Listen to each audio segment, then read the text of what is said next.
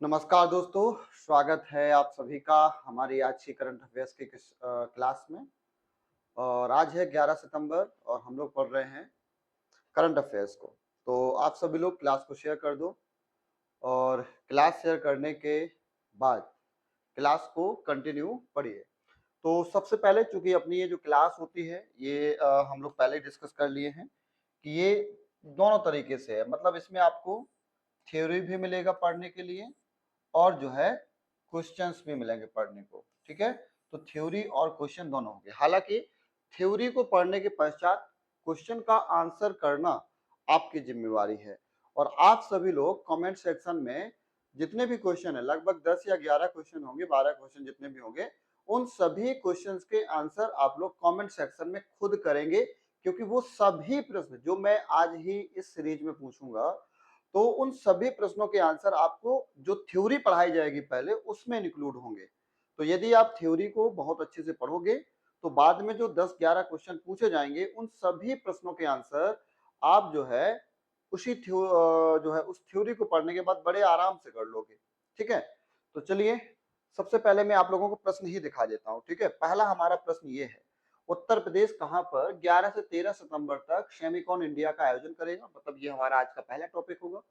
फिर हम जो एशियाई ओलंपिक परिषद होगी उसके अभी हाल फिलहाल में पहले भारत के एक अध्यक्ष बने हैं, जो कि पहले भारतीय अध्यक्ष हैं, तो उनके बारे में जानेंगे। तीसरा होगा यूएस ओपन 2024 का जो चैंपियनशिप ट्रॉफी है, पुरुष एकल खिताब किसने जीता और महिला एकल खिताब किसने जीता, इस पर भी हम चर्चा करेंगे। भारत के स्वास्थ्य आयाम यानी अवसंरचना और मानव संसाधन 2022-23 नामक वार्षिक प्रकाशन को किसने जारी किया, हम लोग इस पर भी चर्चा करेंगे।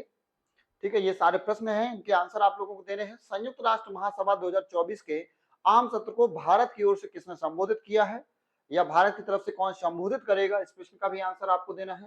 पेरिस पैरालंपिक्स 2024 में भारत ने कुल कितने मेडल जीते हैं, कुल कितने पदक जीते हैं? ठीक है, इसका प्रश्न आपको बताना है, आंसर देना है। यूएस ओपन 2024 में महिला वाला मैंने बता दिया है। सुखोई 30 MKI विमान के लिए 240 AL-31 FP एरो इंजन की खरीद हेतु अनुबंध पर किस कंपनी ने हस्ताक्षर किए, इसका आंसर देना है।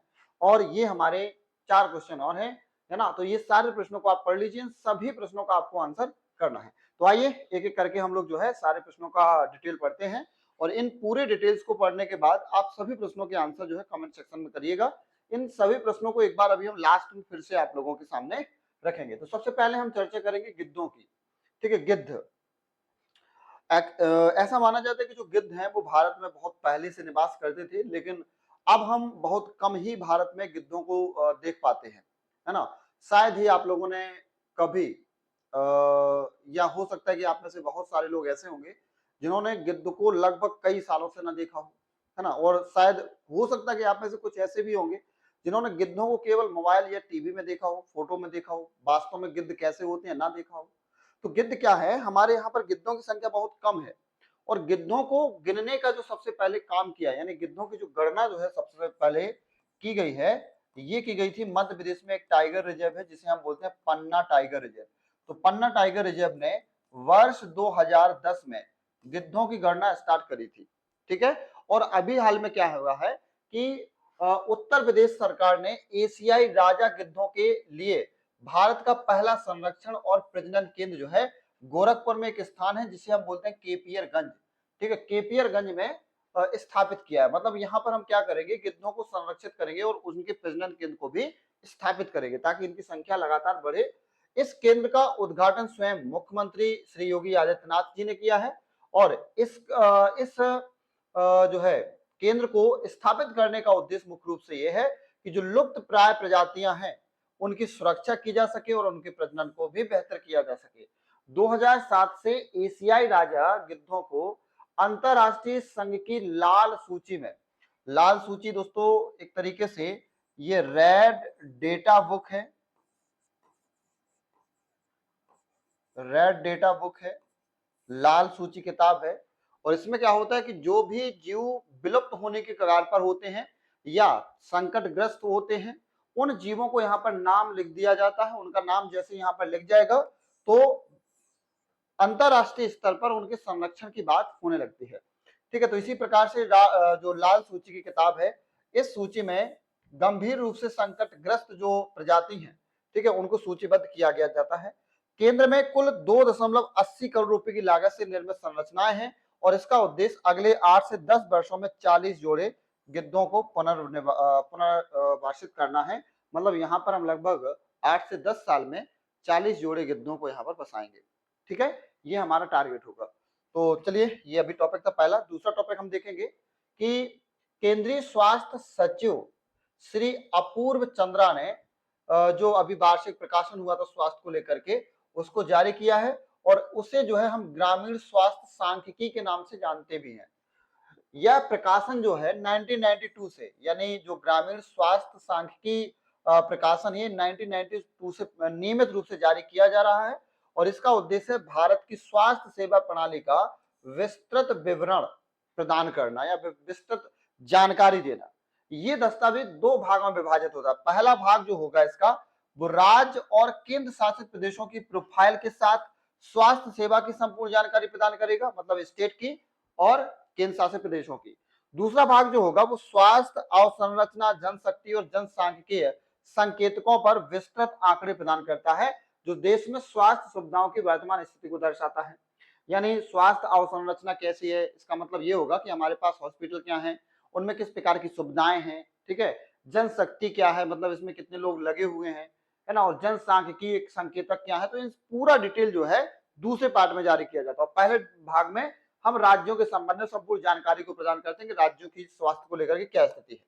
चलिए, तीसरा टॉपिक है दोस्तों युद्ध अभ्यास को लेकर के। अभी हाल फिलहाल में अमेरिका और भारत के द्वारा संयुक्त सैन्य अभ्यास किया जा रहा है, जो कि राजस्थान के महाजन फील्ड फायरिंग रेंज में किया जा रहा है और ये युद्ध अभ्यास 9 सितंबर से स्टार्ट होगा, जो कि चलेगा 22 सितंबर तक। ठीक है, इसमें दोनों देशों की सैन्य टुकड़ियां एक दूसरे को अपने अपने जो कौशल होंगे, अपने अपने जो स्किल होंगे, वो ट्रांसफर करेंगे, यानी एक दूसरे को सिखाएंगे।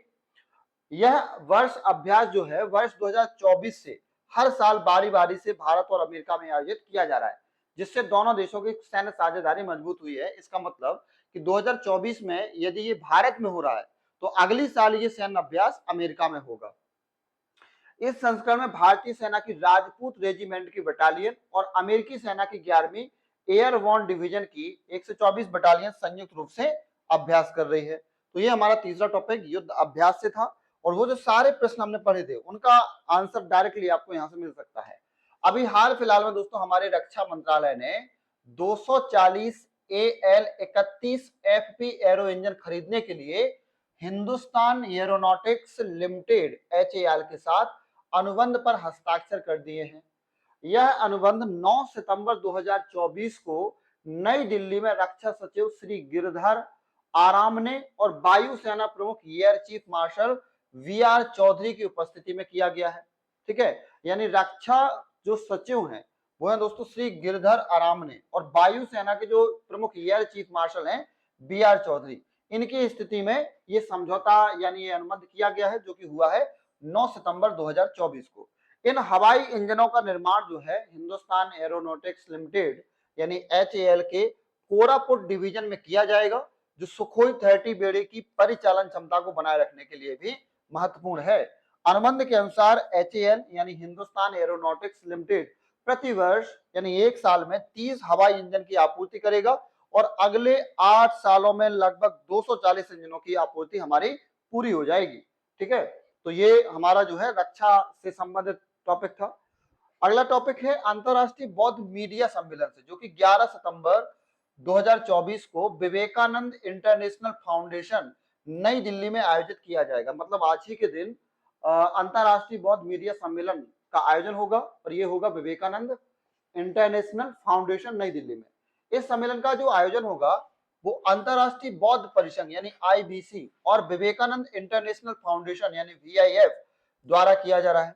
इस सम्मेलन में भारतीय फुटबॉल टीम के पूर्व कप्तान श्री बाईचुंग भूटिया मुख्य अतिथि होंगे और इसका उद्देश्य ये है कि पत्रकारिता के साथ साथ मीडिया के साथ साथ जो हमारे बौद्ध धर्म की शिक्षाएं हैं, ठीक है, बौद्ध धर्म के नियम हैं, उनके बारे में भी लोगों को जानकारी प्रदान करना या वो बौद्ध शिक्षा भी लोगों को सिखाना। सम्मेलन में 18 देशों के मीडिया प्रतिनिधि भाग लेंगे, जिसका उद्देश्य या इसका मुख्य उद्देश्य नैतिक पत्रकारिता को बढ़ावा देना और बौद्ध शिक्षाओं को मीडिया में शामिल करना है। ठीक है, ये सब जो है ये किया जा रहा है। इसलिए अगला टॉपिक है हमारा, उत्तर प्रदेश सरकार सेमिकॉन इंडिया का आयोजन ग्रेटर नोएडा के इंडिया एक्सपो मार्ट में करेगी। उत्तर प्रदेश सरकार जो है सेमिकॉन इंडिया का जो आयोजन होगा वो ग्रेटर नोएडा के इंडिया एक्सपो मार्ट में करेगी। यह आयोजन भी 11 से 13 सितंबर तक चलेगा, मतलब आज से स्टार्ट होगा और आने वाले 2 दिन तक चलेगा, 13 सितंबर तक चलेगा, जिसमें सेमीकंडक्टर और टेक्नोलॉजी के क्षेत्र में विशेषज्ञ और उद्यमी भाग लेंगे। इस कार्यक्रम का उद्देश्य सेमीकंडक्टर उद्योग को बढ़ावा देना और उत्तर प्रदेश को टेक्नोलॉजी हब के रूप में स्थापित करना है। जैसे वर्तमान की जो हमारी सरकार है उत्तर प्रदेश में, योगी आदित्यनाथ जी की, ये सरकार उत्तर प्रदेश में निवेश को बढ़ावा दे रही है। उत्तर प्रदेश में ज्यादातर ये प्रयास कर रहे हैं कि जो अधिकांशतः निवेश है वो यहाँ पर कराया जाए, उद्योगों को अवसर दिया जाए, ताकि जो है उत्तर प्रदेश की जीडीपी एक अच्छे रूप में उभर कर आए। यह आयोजन राज्य सरकार की नई तकनीक, पहलों और निवेश को आकर्षित करने की योजनाओं का भी हिस्सा है। अगला हमारा टॉपिक है, भारतीय दल ने पेरिस पैरालंपिक्स 2024 में कुल 29 पदक जीते हैं। शायद ये प्रश्न भी था कि कुल कितने पदक जीते हैं, तो 29 पदक जीते हैं, जिसमें से 7 स्वर्ण पदक हैं, 9 रजत पदक हैं और 13 कांस्य पदक जीते हैं। पैरालंपिक्स में हमने जीते हैं। यह प्रदर्शन भारतीय पैरालंपिक खिलाड़ियों की मेहनत और कुशलता को दर्शाता है। इस उपलब्धि से भारत ने पैरालंपिक खेलों में अपने प्रदर्शनों को एक नई ऊंचाई पर पहुंचाया है।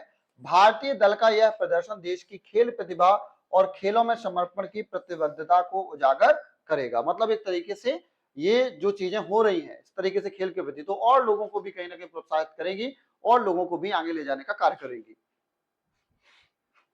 अगला हमारा टॉपिक है, संयुक्त राष्ट्र बाल कोष और पंचायती राज मंत्रालय ने सामाजिक परिवर्तन की प्रणालियों को मजबूत करने के लिए एक आशय पत्र पर, इसको याद रखना, आशय पत्र पर हस्ताक्षर किए हैं। ठीक है, इस समझौते का उद्देश्य ग्रामीण क्षेत्रों में सामाजिक और विकासात्मक प्रणालियों को मजबूत बनाना है, सशक्त बनाना है, और यह पहल पंचायतों की भूमिका को बढ़ाने और सामुदायिक विकास में उनकी भागीदारी को सुनिश्चित करने के लिए की गई है। यूनिसेफ और पंचायती राज मंत्रालय के बीच यह सहयोग ग्रामीण विकास और सामाजिक समावेशन की दिशा में एक महत्वपूर्ण कदम हो सकता है। अगला टॉपिक है, इस वर्ष संयुक्त राष्ट्र महासभा, जिसे हम यूएनजी के रूप में जानते हैं, आम सत्र को विदेश मंत्री सुब्रमण्यम जयशंकर यानी एस जयशंकर के द्वारा संबोधित किया जाएगा। हालांकि इससे पहले जो संबोधन हुआ करता था वो हमारे प्रधानमंत्री जी करते थे, लेकिन अभी जो है विदेश मंत्री एस जयशंकर करेंगे। प्रधानमंत्री नरेंद्र मोदी इस सत्र में वार्षिक बहस को संबोधित नहीं करेंगे, जैसा कि संयुक्त राष्ट्र सभा द्वारा जो संशोधित अंतिम सूची है उसमें वर्णन भी कर दिया है। और आम सत्र की बहस दोस्तों 24 से 30 सितंबर 2024 तक चलेगी। एस जयशंकर का यह संबोधन भारत की विदेश नीति और अंतरराष्ट्रीय मुद्दों पर भारत की स्थिति को प्रस्तुत करने का अवसर होगा। और शायद आपने दिन को सुना होगा कभी बोलते हुए, तो देखिएगा ये बेबाक तरीके से अपनी बात रखते हैं, भारत की बात रखते हैं और बढ़िया अंदाज में जो है सुना भी देते हैं कई सारे देशों को। चलिए अगला है अपना, भारत के अनुभवी खेल प्रशासक रणधीर सिंह को हाल ही में एशियाई ओलंपिक परिषद OCA का अध्यक्ष चुना गया है।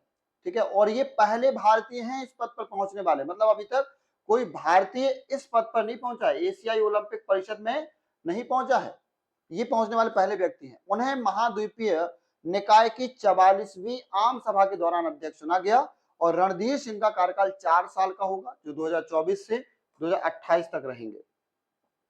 अगला हमारा टॉपिक है जैनिक सिनर। देखिए ये 2 खिलाड़ी होंगे दोस्तों।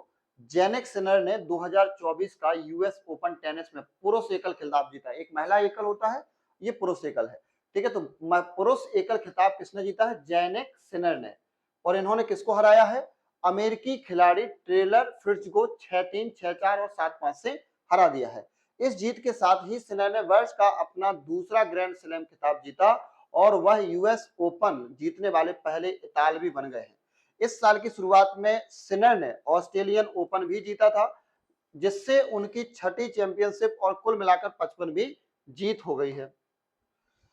आरना सवालेंका ने 2024 यूएस ओपन में महिला एकल खिताब जीत लिया है। उन्होंने फाइनल में जेसिका पेगुला को 7-5, 7-5 से हरा दिया है। मतलब एक तरीके से देखिए यहाँ पर ध्यान से, पुरुष एकल खिताब जीता है जैनिक सिनर ने और महिला एकल खिताब जीता है आर्ना शबालेंका ने। ठीक है, ये दोनों खिताब जीते हैं उन्होंने। जो है फाइनल में जेसिका पेगुला को हरा दिया है। अच्छा याद रखना, ये आर्ना जो शबालेंका है ये बेलारूस से संबंधित है, बेलारूस की महिला है। यह शबालेंका का पहला यूएस ओपन खिताब था। कुल मिलाकर तीसरा ग्रैंड स्लैम एकल ये खिताब उन्होंने जीत लिया। उन्होंने जनवरी में ऑस्ट्रेलियन ओपन भी जीता था, जो उनके लगातार दूसरे कार्यकाल की जीत है। ठीक है, तो ये थे हमारे आज के टोटल टॉपिक्स जिन पर हमें चर्चा की है। और इन टॉपिक्स को पढ़ने के बाद यदि आप इन टॉपिक्स को ध्यान से पढ़ लेंगे तो ये जो हमारे सारे प्रश्न हैं, ठीक है, ये सारे प्रश्न हैं, इन प्रश्नों के आंसर आपको बन जाने चाहिए। ठीक है, अब पहले प्रश्न का आंसर क्या होगा ये आप लोग बताएंगे। उत्तर प्रदेश से 11 सितंबर तक सेमिकॉन इंडिया का आयोजन कहाँ करेगी, ये आपको बताना है। दूसरा, एशियाई ओलंपिक परिषद के अध्यक्ष, ये सारे प्रश्नों को आप लोग नोट कर लीजिए। ठीक है, और इन सारे प्रश्नों के आंसर कमेंट सेक्शन में नंबर डाल के करिएगा। एक प्रश्न का आंसर क्या होगा, दूसरे का क्या होगा, तीसरे का क्या होगा, ऐसे आप लोग सारे प्रश्नों का आंसर करिएगा। ठीक है, इसी प्रकार से हम 5, 6, 7, 8 ये सारे प्रश्नों को देख लीजिए। ठीक है, पहले कॉपी में लिख लीजिए, फिर कमेंट सेक्शन में आंसर करिएगा। ठीक, कमेंट सेक्शन में आंसर करिए। और ये रहे हमारे लास्ट 12 प्रश्न। ठीक है, तो इन 12 प्रश्नों का आंसर करिए। चलिए, तो ये थी दोस्तों आज की हमारी क्लास। और क्लास को ज्यादातर लोगों तक पहुंचाइए, ज्यादातर लोगों तक शेयर करिए। ठीक है, आज की क्लास में बस इतना ही। मिलेंगे आपसे नई क्लास में नई जानकारी के साथ, ठीक है, नए प्रश्नों के साथ जो कि हमारी परीक्षा के लिए महत्वपूर्ण होंगे। नमस्कार दोस्तों, थैंक यू सो मच।